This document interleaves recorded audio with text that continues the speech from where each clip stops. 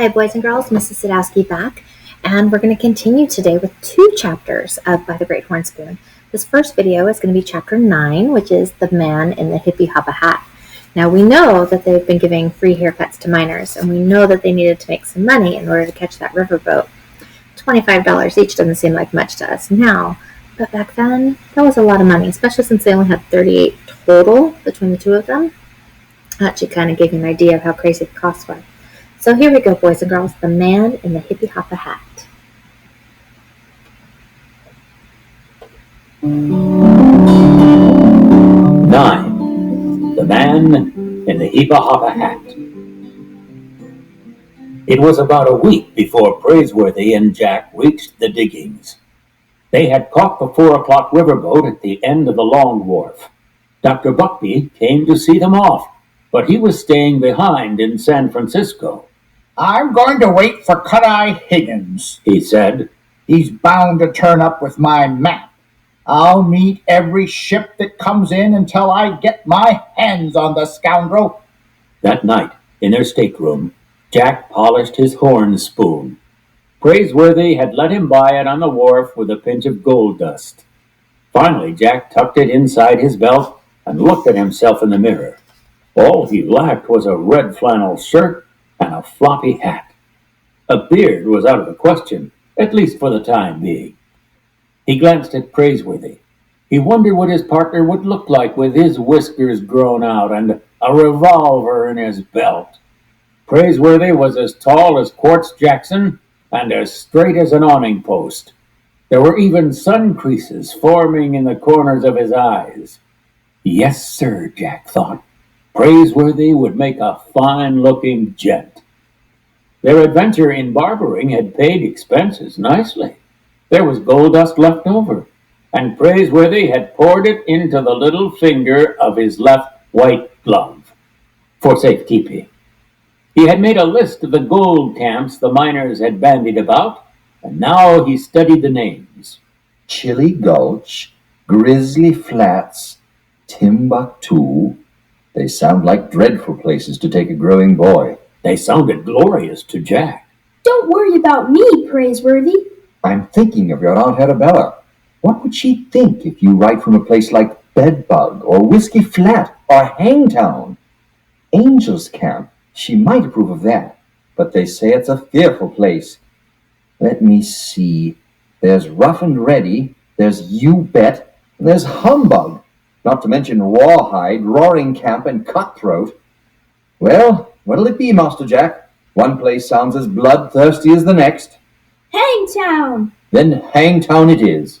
The following morning, Jack saw Indians for the first time in his life. They came to the banks of the river to watch the crowded boat and listen to the ringing of its pilot-house bell. Jack stared back in fascination.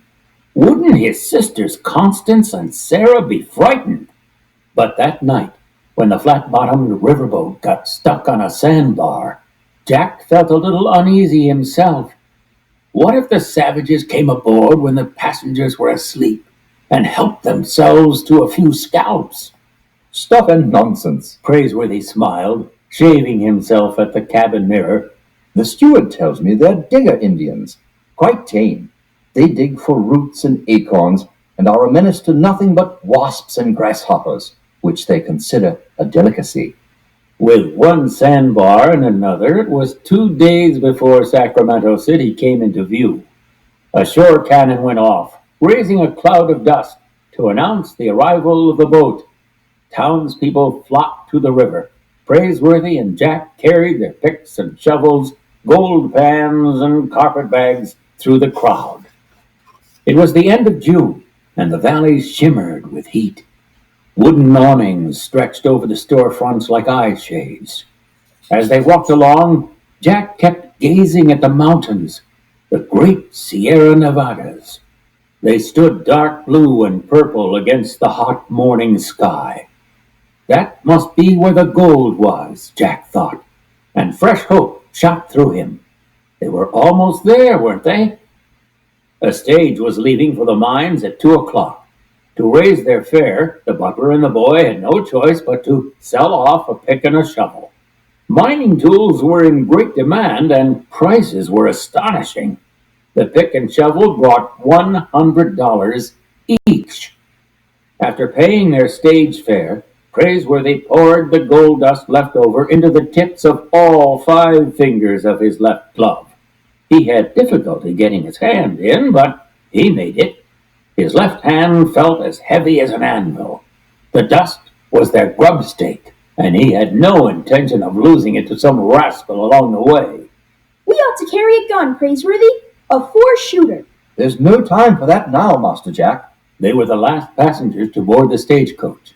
They had hardly taken their seats when the driver, a bandy-legged man in old buckskins, snapped his whip. The horses bolted, and they were off to the diggings. Jack was squeezed in beside Praiseworthy and a red-faced man wearing a string tie. He was quick to introduce himself as an undertaker. Fletcher's the name, gentlemen. Jonas T. Fletcher of Hangtown. I don't mind telling you that business is brisk in my line of work up there in the diggings. Glad to meet you. Yes, sir. Socially or professionally, as the case may be. In the seat opposite sat 2 Frenchmen in brand new jack boots and checked shirts with the creases still in them. Between them and opposite Jack, so that their knees almost touched, sat a man in a dusty linen suit, and his hat pulled down over his face. He had been sleeping that way from the moment Praiseworthy and Jack had entered the coach. Don't see how a man can sleep on this road, Jonas T. Fletcher laughed. Maybe he's dead. Ain't that a fine-looking heap-a-hoppa hat he's got? Must have bought that in Panama. I come across the plains myself, clear from Missouri. Jonas T. Fletcher droned on. The team of horses raised red clouds of dust, and Jack watched the passing sights as best he could. They overtook ox-drawn wagons loaded with stores for the mines and strings of pack mules. The man in the fine straw heap-a-hoppa hat slept on. A large ruby ring glistened from his finger. With the jostling of the stage, his coat fell open, and Jack could see the butt of a dueling pistol tucked inside his belt. It was almost an hour before he awoke. His hand rested on the pistol, and he tipped the hat back off his face. He looked straight into Jack's eyes with the faintest of smiles, as if he hadn't been asleep at all. Jack very nearly jumped. It was Mr. Cut-Eye Higgins. Alrighty, we're going to stop there.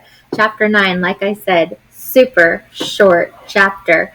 Are you surprised? Cut-Eye Higgins in the gold diggings area on the same stagecoach with Jack and Praiseworthy. And he happens to have a dueling pistol. So let's talk a little bit about vocab for a moment. They've met this Jonas T. Fletcher guy, right? And they say he's an undertaker. Do you know what that is? Some of you might be a little bit confused. An undertaker is the person who arranges funerals. So if you think about it, out in the gold fields, he's helping to bury people, okay?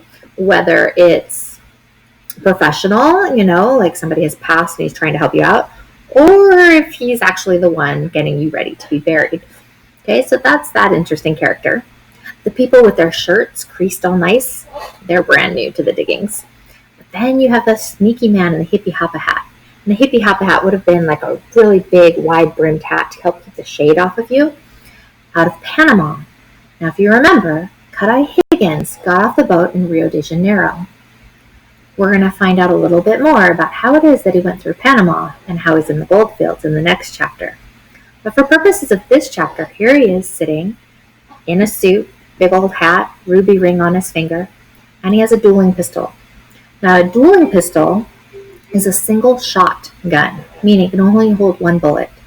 And they use them for duels, where I'm sure you've seen in movies where 2 men will stand back to back, and then they step so far away from each other, turn around, and then whoever shoots the other one first wins, right? Okay, so that's a dueling pistol. So he has a one-shot gun on him. Jack and Praiseworthy don't have any kind of weapons, right? And they had to sell one of their pickaxes and one of their pans in order to get more money, but they got $100 each. That's $200 in gold. Think, they only had 38 the other day. Then they cut some hair, and even after the riverboat passage, they needed more, so they sold some of their supplies. So they've got $200. And do you remember where Praiseworthy's hiding the money? Or I should say hiding his gold.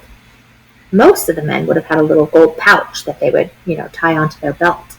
His are in his gloves, because he still has those gloves from being a butler. So it'll be interesting to see if he can keep his gold hidden from everyone. It'll also be interesting to see how it goes between the characters now that Cut-Eye Higgins is back in the picture. So let's talk first before we get to that next chapter. What is your assignment? Well, there are 2 chapters today. You're going to do chapter 9, and then you're going to do chapter 10. So before you go on in the story, and I know this is one of those moments where you're like, I don't want to stop here, but you have to stop and pause. You need to record what happened in just this chapter before you move on to chapter 10. So again, think, overall, what has happened in this chapter? Where are our characters? What brought them there? And who did they meet? Make sure you don't leave out any of those key events. Once you've summarized, then you'll insert your picture. And then, of course, click back onto the main screen and click on chapter 10, which will be here shortly after I make the video, so that you can do chapter 10, the rogue outrogued. And I hope you know rogue means like villain, bad guy. And if we're outroguing him, interesting. So again, focus on chapter 9 right now, boys and girls. Get your summary down, get your picture, and then start chapter 10. Can't wait to read what you write.